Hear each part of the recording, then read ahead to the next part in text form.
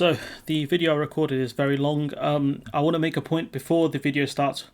Anyone who pushes anti-Semitism and blames British or any other Jewish group for the violence in Palestine is very stupid, and they are very counterproductive. What people need to, in order to help stop the violence, is a coalition of different people in order to put more pressure on Israel and also Hamas to stop the violence. You know, it's important to make this point right at the start of the video, which is that by involving yourselves in these sorts of people that are saying these sorts of things, and thankfully these people have been arrested over the things that they have said. I'm going to play this. This whole video comes with a massive trigger warning that if you are a person who is squeamish when it comes to violence and talking about war and things like that, those kind of issues, then I'd advise this one isn't for you, Chief. But yeah, we're going to listen to this, and these people here have been rightfully arrested. I think they've been bailed, but these sorts of people aren't allies of Palestine. I can tell you that for free.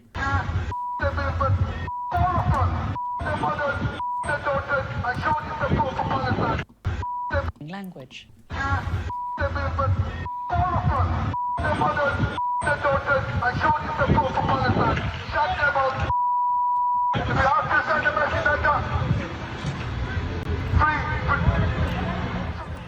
So what those people are basically saying is, incredible anti-Semitism towards Jews, talking about raping their mothers and their daughters. Like, what? How do you expect to get anyone to support your cause when you're pushing this, especially against people who, have nothing to do with it? British Jews have extremely little to do with the conflict in Israel and Palestine. How do you expect to get allies when you start doing stuff like this? It's ridiculous. But look, that's going at the start of the video. Don't be like this. If you want to be an ally of the Palestinians, don't push anti-Semitism. Don't start attacking British Jews, especially since some of those British Jews are on the side of the Palestinians and are against the illegal occupation and the settlements. Like, these people here are not allies of Palestine. Discussing at length the issues going on between Israel and Palestine. For this video, I'm going to turn the comments off. Can't be dealing with anyone's nonsense. So yeah, just because this issue is so toxic right now, it always has been, and we're going to be talking about who is to blame for the recent kind of spikes in violence. And if you haven't guessed, it's fairly obvious, but we'll be discussing the issue right about now. So, occupied East Jerusalem after 3 consecutive nights of Israeli security forces raiding the Al-Aqsa Mosque during Ramadan, by the way, the holiest month in the Islamic calendar. The Al-Aqsa Mosque was raided by Israeli forces the past few days. So this article written around last week on the 11th, we've seen sit-ins and protests by Palestinians angry at the impending forced expulsion of a number of Palestinian families from their homes in the occupied East Jerusalem neighborhood of Sheikh Jarrah, one of the many neighborhoods whose residents are finding themselves expelled. And this is illegal under international law. This is not Israeli territory. They can't do this. And yet, no one says or does anything about this. This has been going on for a long, long time now. And people are getting sick of it. They've tried protesting. They've tried sit-ins. If anything, the original protests didn't have a lot of coverage. It's only more recently, as the violence escalates, are the media covering it more. And this situation is spiraling out of control. Hundreds of Palestinians have been wounded after being shot at, beaten and arrested. Scores of Israeli police have also been injured. On Monday, observers were tense as they waited an annual march of hardline right-wing Israelis through the old city of Jerusalem to mark the day they call Jerusalem Day, the commemoration, that's not how you pronounce that word, but it doesn't matter, of the day Israel occupied East Jerusalem in the 1967 war, an illegal act under international law. So Israel have a history of breaking international law. Tensions were already high due to this march. Tensions were even higher because of the forced expulsions of people, and the people in this area have tried protesting. They've tried doing sit-ins. It didn't work. Palestinians are not able to build new homes in occupied East Jerusalem. occupied illegally, by the way. The United Nations Development Programme, UNDP, estimates only 13% of the area is allocated to Palestinians for construction. So the vast majority of the space, these permits, are going to settlers. If these Israeli courts were fair, surely they would give the permits to the Palestinians, because this is Palestinian land, not Israeli land. Do you see the problem here?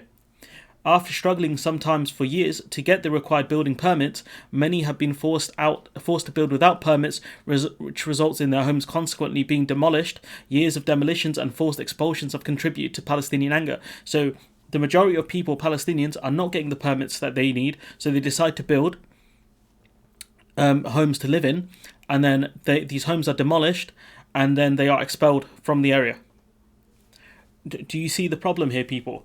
That this is illegal under international law, but no one says anything about it or does anything about it. The UN is absolutely toothless when it comes to the issue of Palestine and Israel, because of the way the UNSC is structured, and we'll talk about that later on in the video. This is a decent article from CBS, which talks about the growing tensions. One of the factors that led to the current violence in Israel and Gaza is the possible eviction of 13 Palestinian families from the Sheikh Jarrah neighborhood. So could you imagine the house that you live in? You are forcibly kicked out of this house, and this house will be given to a settler. Could you imagine that? Someone who's illegally taking the land you live on. This is crazy. In 1948, the dispute resulted in a war through which Israel declared independence and asserted control over more territory than had been initially proposed by the United Nations. This land was taken illegally, and yet, this happened over 50 years ago, and yet nothing has happened. No punishments have been given out by the UN. So you can see why tensions are running high. This article is quite good. I recommend reading this one. It will give you a decent understanding. Tensions between Israelis and Palestine had reached a boiling point in recent days as events in Sheikh Jarrah continued to unfold, while Palestinians in the neighborhood were resisting eviction orders that would force 40 Palestinians, including 10 children, out of their homes.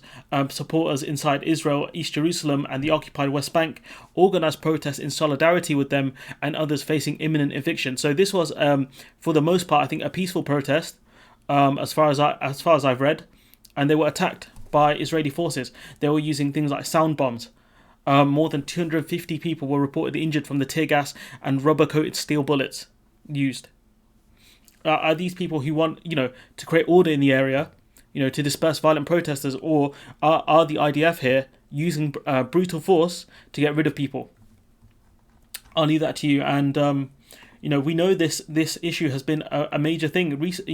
This article from the 30th of October 2020, which said the latest announcement means that the Israeli government has approved more than 12,150 settlements this year in 2020, said the independent UN expert. According to the advocacy group Peace Now, this would be the highest number of annual approvals by Israel since the group began recording figures in 2012. So you can see that this is not, this flare-up has happened, but there has been long-running tensions in these areas because of the settlements. They are expelling people from their homes. And, by doing this, by following this line of thought, by escalating tensions, Israel, I'm not going to say Israel the country, but the people running Israel, people like Netanyahu are looking for conflict, because this is not the first punch thrown, but the first of many thrown, especially more recently. What we've seen from the Al-Aqsa Mosque was a massive flare-up from tensions that were already there. I even watched a video from David Pachman, where a guy who typically is bad on foreign policy, even he criticised Israel. He said that the settlements were the issue, and also the escalating kind of the disproportionate force used by Israel. We know recently that they took out a building by the AP. They took out a building that was used by the AP and Al Jazeera and other journalists. Flattened the building completely. Gone. People lived in this building. People lived in this building. Building was flattened. Yeah, you can argue that the IDF gave the people living within the building an hour's notice and whatever, but this was a civilian building, and surely if their argument, which they haven't actually verified that they were, there were terrorists Hamas in the building, they haven't actually given any evidence of that. Their evidence is trust me, bro. If it's the case that even if we accept that Hamas were in the building, they're long gone. If you've given them an hour notice to escape, all you've done is flatten a civilian building. That's it. A building used by journalists. And do you think that these journalists are so stupid that they would not know Hamas was in the building, that rockets were being fired? Do you know how loud rockets and mortar fire are? Do you think they would not hear this? The people who give out these stories to the press think people are idiots. Honestly, flattened an entire building where people lived. Civilians' lives were endangered because of this.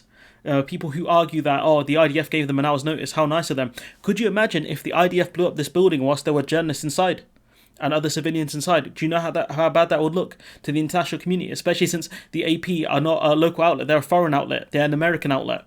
Do you know how bad that would look for the Israelis, how much worse it would look?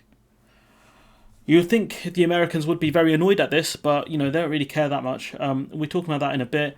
Israel has also destroyed Gaza's only laboratory for testing for coronavirus. So not only do you have another humanitarian disaster because of the escalating war, you also have more chance of much worse, COVID outbreak because their only laboratory for testing is gone. Are they going to argue Hamas were here as well? Hamas were apparently in this building. Hamas were here.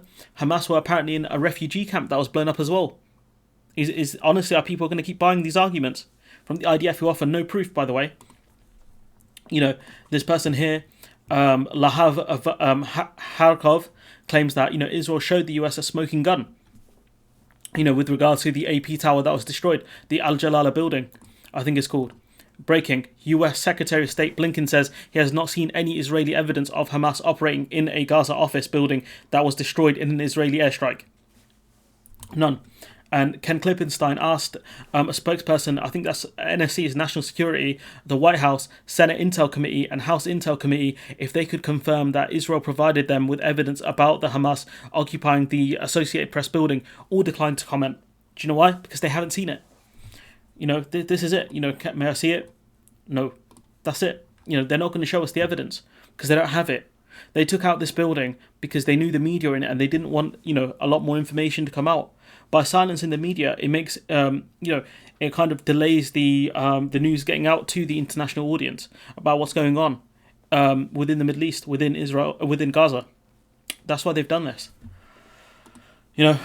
Axios confirmed, this was from yesterday, that Blinken, Secretary of State Blinken, has not seen evidence. This is from the 17th. That's yesterday.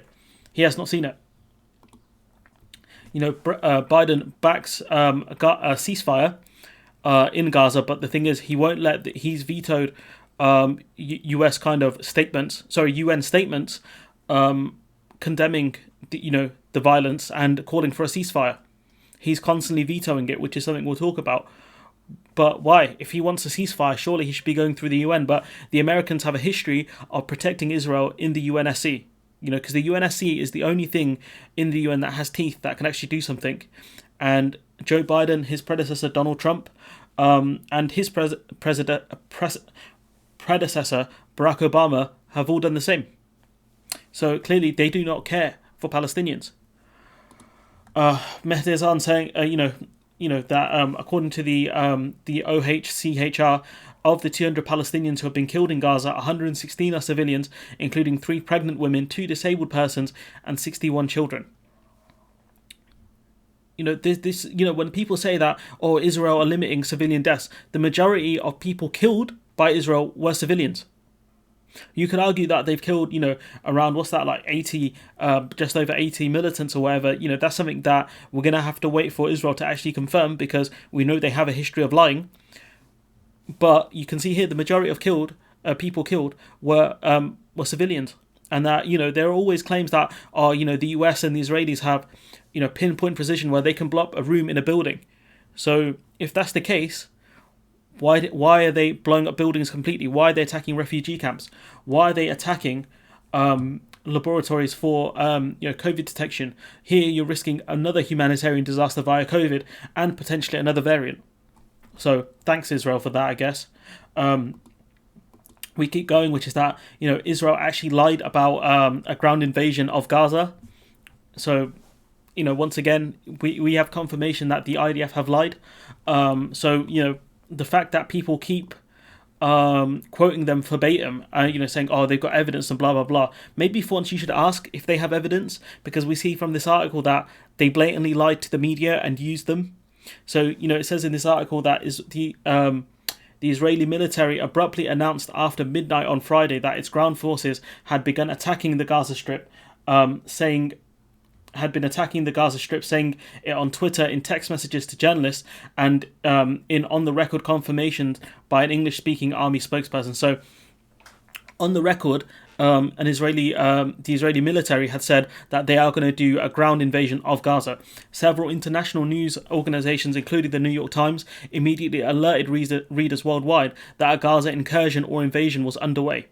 Within hours, these reports were corrected. No invasion had taken place. Rather, ground troops had opened fire at targets in Gaza from inside Israeli territory, while fighters and drones were continuing to attack from the air. A top military spokesperson took responsibility, blaming the fog of war. So what they did was they used the media to claim that there was going to be a ground invasion of Gaza in order to bait the Palestinians, bait Hamas into kind of revealing themselves and attacking, to protect their land from a ground invasion, which didn't happen.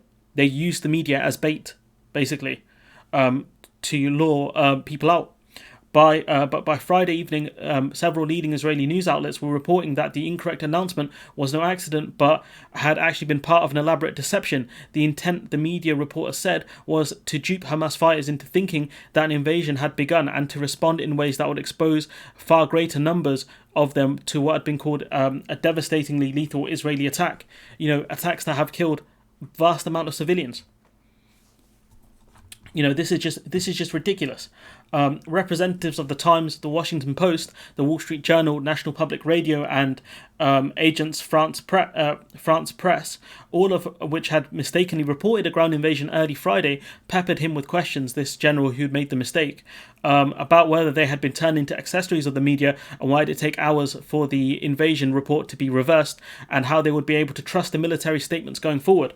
So here you can see the Israeli military blatantly lied to the press and used them as a propaganda tool to bait people out.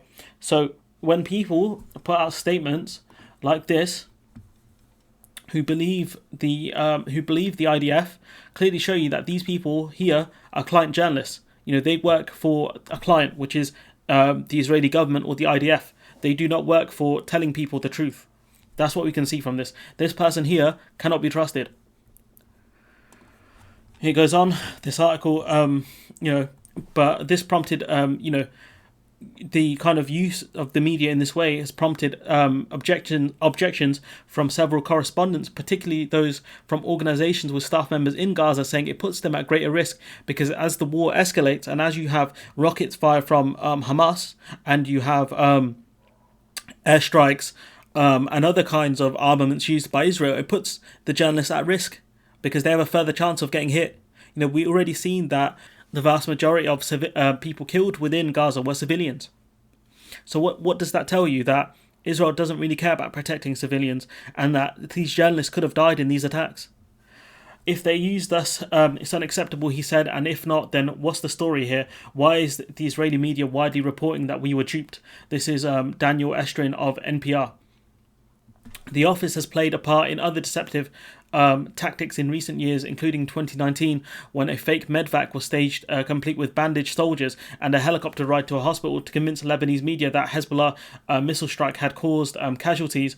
But 2 hours later, long enough for Hezbollah fighters to declare victory and stand down before announcing no Israeli troops had been hurt. So they have a history of lying to the media. Let's not forget that. The IDF have a history of lying to the media. We go on, talk about more about the protests, which is Israeli security forces have killed 11 Palestinians across the occupied West Bank. This from the 14th of May, as multiple protests erupted amid growing anger over Israelis intensifying aerial bombardment of Gaza. Following Friday prayers, thousands of Palestinians protested in more than 200 locations across the West Bank. More than 500 Palestinians were injured across the territory, with protests hit by Israeli bullets, tear gas, and live fire. They use live fire on protesters, actual gunfire on protesters. Like that. That's the nature of the IDF. In these cases, that they will happily murder people. Hundreds of Palestinians in Jordan tried to cross en masse on Jordan's border with Israel, but on Friday they were stopped by Jordanian security forces, probably for the best, to be honest, while Palestinians in southern Lebanon tried to breach the border with Israel.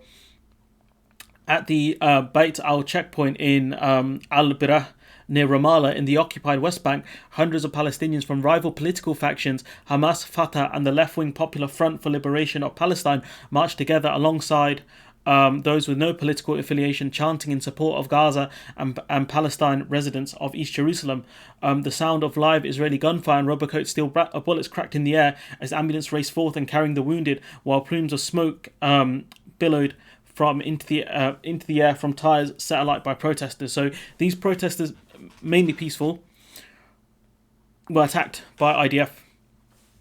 Clearly, it doesn't matter what the Palestinians do if they use actual force, rockets, which I disagree with because they attack civilians, and once you start attacking civilians, you're done. I've got no time for you after that. But the ones that protest peacefully, they're attacked. We've already covered that with sit-ins. They've been attacked. In this case, marching together, they've been attacked. And so, when these things happen, if it's non-violent from the side of the Palestinians, the media rarely cover it. How much coverage have you seen of, the settlements expansion, or, the original story where, before the Al-Aqsa Mosque was invaded? How many stories did you hear about that? Because I didn't hear any. Not much coverage until it really escalated with the sort of invasion of the Al-Aqsa Mosque by the Israelis. We keep going. Do you see the problem? Mr. Biden told Israeli Prime Minister Netanyahu that the US was working with Egypt and other countries on halting hostilities, but the US again blocked a UN Security Council statement calling for a cessation of violence. Do you understand the problem here, people? That Biden and sort of the Americans have constantly stopped the UN from doing anything with teeth to, not even with teeth, this one, it's just a call for a ceasefire. The Americans have constantly stopped this. It's ridiculous. Joe Biden's administration has approved potential sale of $735 million worth in precision-guided weapons to Israel. Congress can't do much about it because of the way the weapons deals are expedited every year. Under the US law, the formal notification opens up a 15-day window for Congress to object to the sale, which is not expected despite the ongoing violence. So, people like the Squad, AOC, and all these people, Ro Khanna, Bernie Sanders, this is your chance to actually try and do something to make a stink about this. Even if you can't stop the weapons sale going through, at least you have a chance to do something. Are you going to do something or not? The sale of Joint Direct Attack Munitions, or JDAMs, made by Boeing. Boeing, a company that gives a lot of donations to a lot of American politicians who are going to make money off this. This weapons deal won't be stopped, and it further goes to the problem of America funding Israel through, giving direct military aid to them and supplying them with weapons. This is America have their hands in this conflict, have had their hands in this conflict for a long time. And we'll talk about at the end, how things can change, but it's very unlikely this will happen. This video is very rambly, I know. I'm sorry about that, but there is a lot to talk about. Israel have attacked a refugee camp in which at least 10 members of a Palestinian family, 2 women and 8 children, have been killed by an Israeli air raid on their home in the Shati refugee camp in the Gaza Strip, following the 5th night of relentless bombardment of the besieged enclave. In the early hours of Saturday, rescue workers were digging through the rubble of the Abu Hattab family home, where many people are believed to be buried. And again, they'll tell you, Hamas were here. Can we see evidence, please? Because I don't believe you. We've seen already, you have a history of lying. You've attacked a refugee camp. Were Hamas really there? I doubt they were. Attacking civilians constantly. Do you remember the story, I think it was from 2016, where Israelis attacked a load of kids playing football on the beach? And yet, they're still being allowed to do this. They said these children were, potential terrorists. Children playing football on the beach. Potential terrorists. We go on. Israel thanked the US for blocking a UN Security Council statement calling for an immediate ceasefire in Gaza and stressing the need to protect children and other civilians. If you live in America, it's up to you to start asking your politicians questions about why they keep protecting Israel that have, carried out this sort of violence. On Monday, the Biden administration rejected for the third time the draft of a statement that would have called for a de-escalation of violence and expressed concern over the loss of civilian lives and those injured in more than a week of violence. This resolution has no teeth. This statement has no teeth. It's going to call for an immediate ceasefire and stress the need to protect children and civilians. Why has Joe Biden blocked this? He's desperate to protect Israel. Why? I don't understand. If Joe Biden truly wants peace in the region, then surely he has to allow a statement like this to get out, minimum. But clearly he doesn't. We can see here, another mob of Israelis attacking a Palestinian-owned business. People have compared this to the Night of Broken Glass in Nazi Germany. I would not compare it to that because I think it is slightly different. That one was orchestrated by the state, which was the Night of Broken Glass, where you had businesses being marked to be destroyed. I think this is slightly different. But the question is, are the Israeli state going to stop these people? Probably not. I'm not splitting hairs here. You can try and argue I am, but I would vehemently disagree with that. I'd be very careful about Nazi comparisons when it comes to anything, even this. We can see here that Israel has refused to grant the Palestinian refugees the right to return to their towns and villages where they were expelled from because of the violence. They fled they left their homes in 1948 because of the war. This is a violation of international law, marking 71 years since the Nakba catastrophe, as it's known to Palestinians. So again, another violation of international law because they don't care. Palestine is under a naval blockade by the Israelis. You can see from this picture, which I have loaded up here and I forgot. You can see that 6 nautical mile fishing limits, 15 nautical mile fishing limits. It should be higher under UN laws, but it's not. They're under a naval blockade as well. The Palestinians have no navy. They can't fish within certain waters. This is getting a bit difficult to look at. They can't fish within certain waters because of the Israeli navy blockade. This is a nuclear superpower in Israel that are doing this to a nation that doesn't have a lot.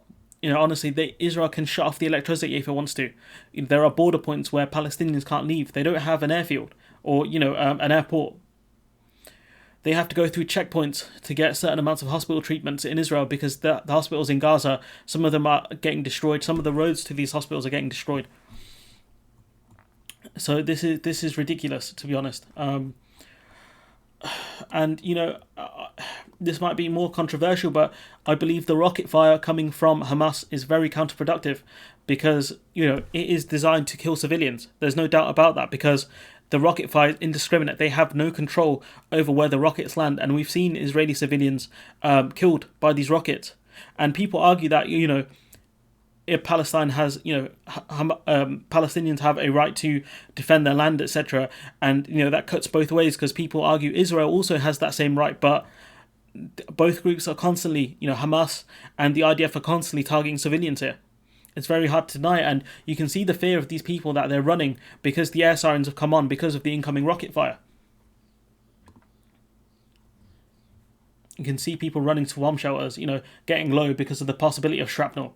The fear in these people. And so, my argument is that the rocket fire is wrong because it targets civilians, and predominantly it's counterproductive because these are the sorts of people who live in fear of Hamas, who will vote for the Likud party, which is something we'll talk about at the end of the video, kind of possible solutions, maybe. But this is counterproductive.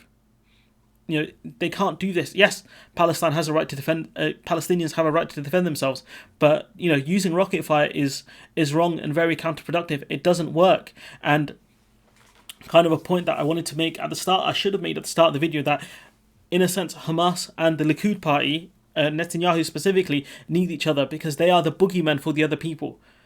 They are the boogeymen for the other people. They keep them. They are the entities that keep the other one in power.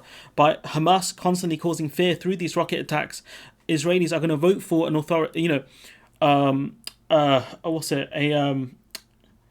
A fascist in Netanyahu. Why? Because he's promising to protect them. He's promising to clamp down on Palestinian rocket fire, and at the same time, by Israel constantly taking a very overly aggressive stance and attacking civilians and killing civilians, they keep Hamas in power because Hamas will promise we're the only ones dealing with the Israelis. They don't want peace. And in truth, neither Hamas or Netanyahu, I think, want peace. Honestly, I don't think they do.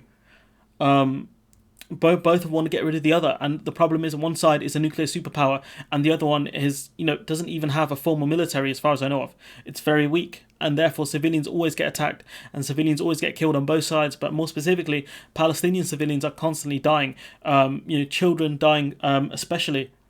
And so we'll talk about the solution at the end. My kind of ideas of solution at the end. The UN General Assembly, UNGA, condemned Israel the most during 2020, according to a report by the UN's Watch, a Geneva-based non-governmental organization that monitors the performance of the global body, with 2 of its resolutions criticizing Israel last week. The United Nations General Assembly brought its total number of resolutions against Israel to 17. Almost 3 times compared with the rest of the world standing at 6. So Israel's faced constant condemnation from the UN, but nothing ever gets done because the US always blocks UNSC resolutions against Israel. No, we go on. Like other oppressed peoples, Palestinians are caught in the perfect trap. If they fight, they are condemned. With their actions used to justify Israeli aggression, that's the rocket fire. If they fire the rockets, they are condemned. If they turn the other cheek, if they protest peacefully, they are ignored, and they are also battered by the IDF. So they have no solution here. There is nothing they can do. The world ignores them while that aggression continues. What are they meant to do? Which is a good question. They've tried protesting the forced expulsions within the occupied territories and the settlers taking their homes. They've tried protesting the invasion of the Al-Aqsa Mosque by the IDF. What are these people meant to do? Because I can't offer you a solution for that. I don't know. I don't have anything to offer you how Palestinians are meant to protest, because we're told, you need to protest peacefully. They do that and they're ignored by the international community, and they are sometimes battered by the IDF. So what are they meant to do? Honestly, tell me. We go on. This is an article from The Intercept, Mehdi San and Dina Syed Ahmed, saying that the Israelis are actually the ones who created Hamas, that the Israelis helped turn a bunch of fringe Palestinian Islamists in the late 1970s into one of the most notorious militant groups, that Hamas is blowback. This is what they're designed to do. Certain people within Israel didn't want peace, have never wanted peace. So instead of working with the more kind of moderate and secular people within Palestine, they puffed up Hamas. Why? Because violence is all these people understand. This is their excuse for increasing settlements and clamping down on people overly aggressively and murdering civilians. This is it. So, this is from, I think that's Brigadier General Yitzhak Segev. Segev later told a New York Times reporter that he had helped finance the Palestinian Islamist movement as a counterweight to the secularists and leftists of Palestine, the Palestine Liberation Organization, and the Fatah Party, led by Yasser Arafat, who himself referred to Hamas as a creature of Israel. The Israeli government gave me a budget, the retired Brigadier General confessed, and the military government gives to the mosques. Hamas, to my great regret, is an Israel creation. Anvar Cohen, a former Israeli religious affairs official who worked in Gaza for more than 2 decades, told the Wall Street Journal in 2009. So, if Israel historically wanted peace, they would never have funded Hamas. Never. They would have spoken more to the more liberal groups, the Palestinian Liberation Organization, but they chose not to. Why? Because there are certain groups within Israel who don't want this. There are protests within Israel happening over the last few days because these people want peace. Do you think people want to be living in fear, under constant rocket fire? Do you think people want to do this, to run, to hear the sirens go off and have to run and hide within Israel? I don't think so. But, we'll talk about solutions now. Hamas have to stop the rocket fire, but then, the only way they get any kind of international recognition is to condemn them for using the rockets. So I don't know what they're meant to do, because people have tried protesting peacefully, but another approach is needed. The, the rocket fire is wrong, as I've said multiple times. It is designed to kill civilians, because they can't aimed. All you can do is fire them into a certain area. That's all you can do, and they are specifically designed to take out civilians. Why? Because you can't aim them, and therefore, what are they going to do? If you fire a load of rockets into a civilian population area, what do you expect is going to happen? It's not hard to figure out. So, even if we went back to the 1967 borders, which is something that Barack Obama spoke about a lot, there is still a massive amount of separation between Gaza and the West Bank, Gaza and Jerusalem. So even if you went back to maybe arguably the 1947 partition plan, I don't think Israel would even accept anything near that. So I don't know. But what has to happen is Hamas have to stop using rockets. But more importantly, the Likud party, Netanyahu, have to be voted out. You can't allow them to have constant coalition governments. People have to stop voting for this person, because if you are generally scared about the rocket fire, electing Netanyahu won't stop it, because he's unable to. Hamas are more a guerrilla force than anything. There will be constant rocket fires, and yes, people may not die from them. The Iron Dome stops around 90% of the rockets, but their sirens will still go off. Those sirens will still go off. You will still hear them, and you'll still have to run to a shelter. Why?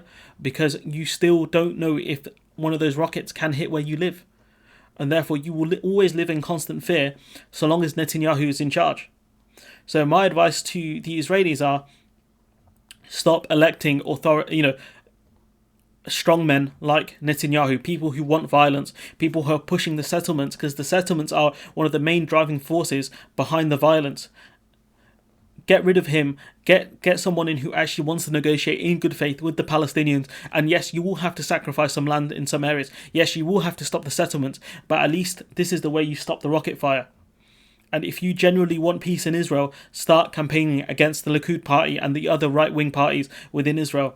The other issue is the Americans are constantly protecting the Israelis. And this is a message to any Americans listening to this. You have to stop putting in politicians who are very overly protective of Israel, because it's America who have constantly stopped the UNSC from passing any resolutions condemning Israel for its illegal actions. You have to stop electing people like Joe Biden, Barack Obama, Donald Trump, George Bush Sr., all of these people. You have to stop it. Even Bernie Sanders isn't that great on the issue of Israel and Palestine, but at least he's offered some condemnation for the violence happening there. I don't think he would be the kind of person to block any UN resolutions condemning the violence, etc. He's not that great on the issue, but he's better than what you have now. So the next president who's elected after Joe Biden, they have to be asked about how they would help to not solve the issue of Israel and Palestine, because it's very difficult, but to at least push the UN to do something here, to push international actors to do something here. The Muslim community has been very quiet again. I'm not talking about the average Muslim person, I'm talking about the leaders of these Muslim countries. But then again, the Muslim countries have been very silent on the genocide in Yemen as well. And I can't offer you many solutions, but all I can tell you is that this has to stop. This has to stop at some point. This is, in the interest of protecting civilians, like other people, there has to be another way to solve these issues. The Likud party have to go. Please, Americans, please elect people who actually will actually help solve Middle Eastern issues in good faith, rather than electing some dodo head in Joe Biden. I know you didn't have many options this time round, but please do better in the selection process, in the primaries. But look, let me know what you think in the comments below. Like, comment, share, subscribe, and, well, you can't comment because I'm going to turn off comments, but yeah. Anyways, hopefully I'll see you in the next one.